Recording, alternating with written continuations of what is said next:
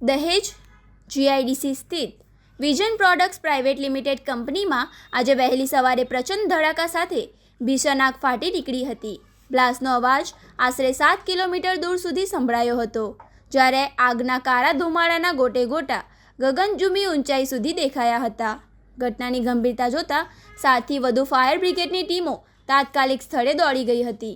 વાગરાના મામલતદાર વિરલ વસાવાએ જણાવ્યું હતું કે દહેજ સ્થિત વિઝન પ્રોડક્ટ્સ પ્રાઇવેટ લિમિટેડ કંપનીમાં સવારે આગ લાગ્યાનો કોલ મળતા જ ફાયર ફાઇટરોની સહિતની ટીમ ઘટના સ્થળે મોકલી આપવામાં આવી હતી.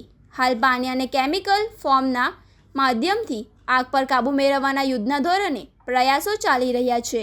ઇન્ડસ્ટ્રીયલ સેફ્ટી એન્ડ હેલ્થના ડેપ્યુટી ડાયરેક્ટર દિનેશ ગામિતે માહિતી આપતા જણાવાયું હતું કે આ કંપનીના વેરહાઉસમાં રાખેલા સોલ્વન્ટમાં ડ્રમમાં લાગી હતી. 8 જેટલા ફાયર ટેન્કરોની મદદથી આગ પર મોટાભાગે કાબૂ મેળવી લેવાયો છે. ડ્રમમાં રહેલો સોલ્વન્ટ સંપૂર્ણપણે બળી ન જાય ત્યાં સુધી આગ સંપૂર્ણપણે શાંત કરવામાં હજુ 1 થી 1.5 કલાકનો સમય લાગી શકે છે.